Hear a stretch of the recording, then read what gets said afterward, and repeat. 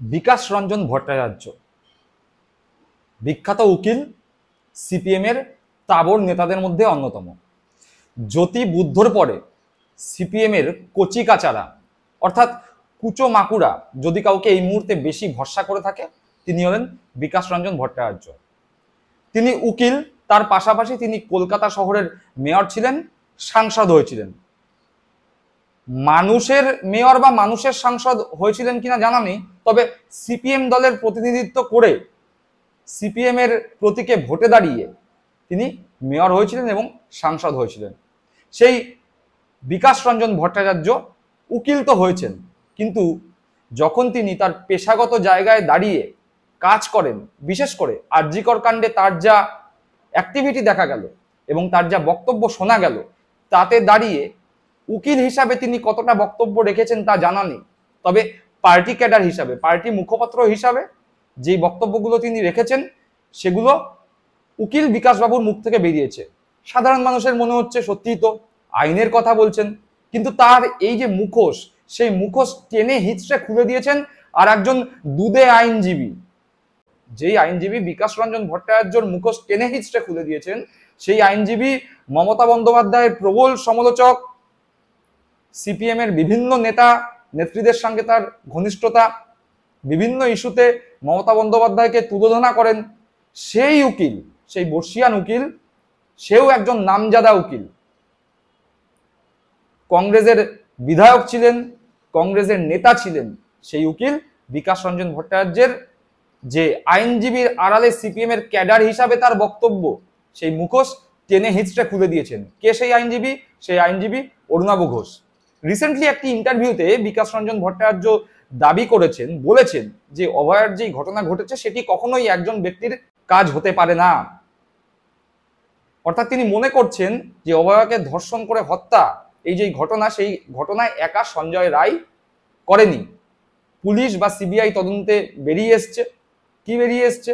যে সিমেন্ট পাওয়া গেছিল, সেই স্যাম্পেল, নখের মধ্যে যেই চামড়া পাওয়া গেছিল সেই স্যাম্পেল, যেই হেডফোন ব্যবহার করেছিল সেই হেডফোনের সঙ্গে মোবাইল কানেক্ট করা, সেই তথ্য, সেই প্রমাণ, সবকিছুই প্রমাণ করেছে যে এই ধর্ষণ করে খুন করেছে সঞ্জয় রায়। কিন্তু বিকাশবাবুদের এটি মানতে অসুবিধা হচ্ছে। তদন্তের ঊর্ধ্বে গিয়ে তারা মন থেকে যা ভেবে নিয়েছে সেটাকেই সত্যি বলে প্রমাণ করার যে অদম্য ইচ্ছা, সেই ইচ্ছার কথাই বিকাশবাবুদের মুখ থেকে বারবার বেরিয়ে আসছে। এমনকি এক ধাপে গিয়ে তার যা মন্তব্য, সেই মন্তব্য কোথাও না কোথাও গিয়ে দাবি করছে যে সঞ্জয় রায় প্রিজন ভ্যানের মধ্যে থেকে যেই বক্তব্য বলছে সেটিই সঠিক। অর্থাৎ একজন ধর্ষক যেই বক্তব্য দিচ্ছে, সেই বক্তব্যকেই বিকাশবাবুরা, তার সাথে তাদের বন্ধু দোসর বিজেপিরা সত্যি বলে মনে করছে। আর এই জায়গাতে দাঁড়িয়েই অরুণাভ ঘোষ বিকাশবাবুদের মুখোশটা টেনে হিচড়ে খুলে দিয়েছেন। অরুণাভ ঘোষ কি বলছেন? অরুণাভ ঘোষ বলছেন যে বিকাশবাবু তো আর এলেবেলে আইনজীবী নয়, যথেষ্ট সম্মানীয় আইনজীবী, বড় আইনজীবী। তিনি এই ধরনের মন্তব্য কেন করছেন? আর বিকাশদা যদি সত্যি জেনে থাকে যে একজন নয় একাধিকজন জড়িত ছিল, তাহলে বিকাশদা কেন তাদের নাম প্রকাশ্যে আনছে না? বিকাশদা তো জানেন সব, তাহলে বিকাশদা কেন সেই নামগুলো বলছেন না? সত্যি তো বিকাশবাবু যদি আপনি জেনে থাকেন, তাহলে কেন আপনি তাদের নাম বলছেন না? চলুন একবার শুনি অরুণাভ ঘোষের বক্তব্য। অরুণাভ ঘোষ কি বলেছেন? বলে দিচ্ছেন ও মনের কথা, ও ইয়ের কথা, রাজনৈতিক কথা বলছেন। ইয়ে কোথায়, প্রুফ কোথায়, প্রমাণ কোথায়? একটা তো প্রমাণ দেবেন যে আমি নিজে দেখেছি, অত আমাকে রামবাবু এসে বলেছেন, সেটা বলুন। কোথা থেকে খবরটা পেলেন? বলতে তো হবে, না বললে তো মুশকিল হয়ে যাচ্ছে। যা পারলাম বলে গেলাম। বিকাশদা খুব বড় লয়ার, এটা নয় যে ফালতু লয়ার, খুব বড় লয়ার। এটা রাজনৈতিক দৃষ্টিভঙ্গি দিয়ে দেখে বলছেন। তাহলে আপনার মনে হচ্ছে যে এটা কোথাও রাজনৈতিক কারণে তিনি বলছেন, তাই তো? হ্যাঁ, নিশ্চয়ই নিশ্চয়ই। বিকাশদার কথা হলো রাজনীতির সঙ্গে যুক্ত, রাজনীতির সঙ্গে যুক্ত, কিছু করার নেই। বিকাশদার রাজনীতির বাইরে কথা বলেন না। ভালো মানুষ, ঠিক আছে, কিন্তু রাজনীতির বাইরে কথা বলেন না। না, বিকাশদা যখন সব জানে, নামগুলো বলে দিক না। আমি যদি বলি যে সঞ্জয় রায় একা নয়, অন্যরা আছে, নামগুলো বলে দিক। এবং কিভাবে কিভাবে তারা জড়িত সেটা বলে দিক। ও তো উকিল, তো লয়ার, নামি লয়ার। পার্টি করলে তো তখন যুক্তিগুলো চলে যায়, লিগাল যুক্তিগুলো। উনি পার্টির কথা বলছেন। আমি যদি বলি যে ও ছাড়া আরো কয়েকজন আছে, তাহলে আমি নিশ্চয়ই নাম জানি, বলুক না। কোথাও গিয়ে একজন দায়িত্ববান আইনজীবী যখন এটা বলছেন, কেসটাকে লঘু করে দেওয়ার চেষ্টা করছেন, এটা কোথাও মনে হয় না? বিকাশ ওর মামলাটা নিলেই পারে, লাজ লজ্জা রেখে তো লাভ নেই। আমি মনে করি লোকটা নির্দোষ, আমি তার হয়ে দাঁড়াচ্ছি, এন্ড অফ দি ম্যাটার। শুনলাম অরুণাভ ঘোষের বক্তব্য।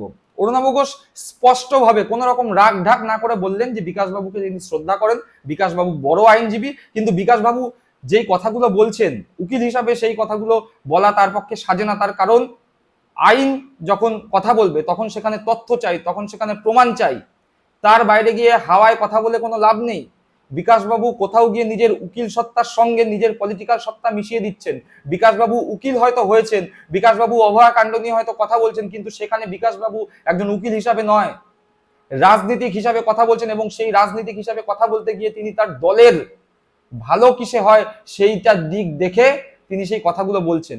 সম্পূর্ণ রাজনৈতিক স্বার্থ চরিতার্থ করবার জন্য যা যা কথা বলার দরকার বিকাশবাবু সেই ধরনের কথাই বলছেন। অরুণাভ ঘোষ তো সঠিক প্রশ্ন তুলেছেন। বিকাশবাবু যখন সব বিষয়ে এত কিছুই জানেন, অভয়াকাণ্ড নিয়ে যখন বিকাশবাবুর এতটাই নলেজ, তাহলে বিকাশবাবু কেন এগিয়ে এসে তদন্তে সাহায্য করছেন না? বিকাশবাবু এগিয়ে এসে বলুন। আপনি তো মনে করছেন যে এই ঘটনায় একজনের পক্ষে ঘটনা সম্ভব নয়, তাহলে কারা কারা এর সঙ্গে জড়িত ছিল, কে কে সঞ্জয় রায়কে হেল্প করেছিল ধর্ষণ এবং খুনে? আপনি কেন নাম বলছেন না? আপনি বলে দিন, জনগণ তো জানতে চায়।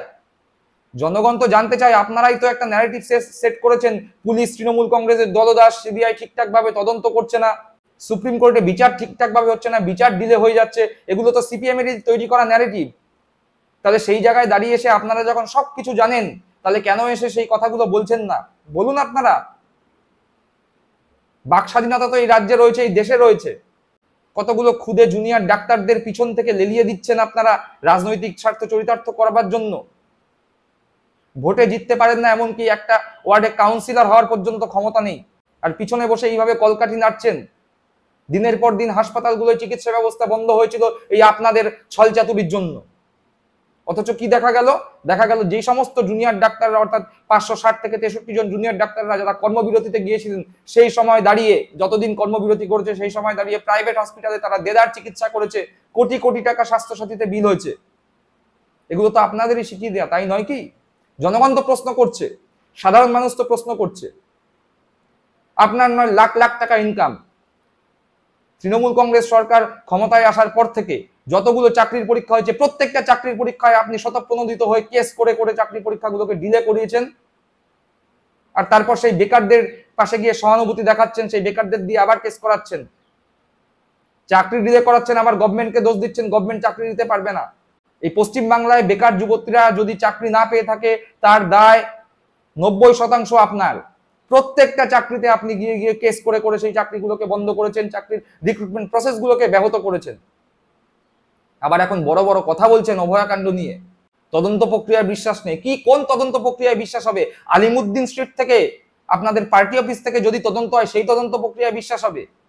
কোন তদন্ত প্রক্রিয়ায় যদি দেখায় মমতা বন্দ্যোপাধ্যায় গিয়ে অভয়াকে ধর্ষণ করেছে, তখন আপনারা সেই তদন্ত প্রক্রিয়ায় বিশ্বাস করবেন? নাটক, আপনাদের নাটক, 34 বছরের নাটক মানুষ ধরে ফেলেছিল বহুদিন আগেই। রিগিং করে আপনারা মানুষকে নিজেদের ভোটাধিকার প্রয়োগ করতে দিতেন না। মানুষ সেই সুযোগ 2011-তে পেয়েছে, আপনাদের পশ্চিমবঙ্গ থেকে বিতাড়িত করেছে। বিতাড়িত করতে করতে করতে করতে শূন্যতে পরিণত করে দিয়েছে আপনাদের। তারপরে এখন বিড়াল তপস্বী সাজা হচ্ছে সিপিএম এর। একবার ভেবে দেখবেন। আর আপনি যদি সব জানেন, সিপিএম যদি সব জানে, তাহলে এসে বলুক।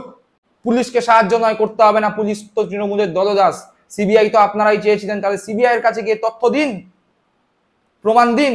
নাটক আর করবেন না। মানুষ সিপিএম এর নাটক বহুদিন আগেই ধরে ফেলেছে। সুতরাং বেশি নাটক আর করার দরকার নেই। যেই 4-5-6% আটকে আছেন না, সেগুলো কখন দেখবেন 0%-এ নেমে গেছে। লজ্জা করে না বিচারিতা করতে, মিথ্যে কথা বলতে, মানুষকে ভুল পথে পরিচালিত করতে? দর্শক বন্ধুরা, আপনারা আপনাদের মতামত এই বিষয়ে জানান। কমেন্ট বক্স সবসময় আপনাদের জন্য খোলা থাকে। আপনারা সহমত হোক বা আপনারা যদি এর সঙ্গে দ্বিমত পোষণ করেন অবশ্যই কমেন্ট করে জানাবেন। ভালো থাকবেন, সুস্থ থাকবেন। জয় হিন্দ, বন্দে মাতরম।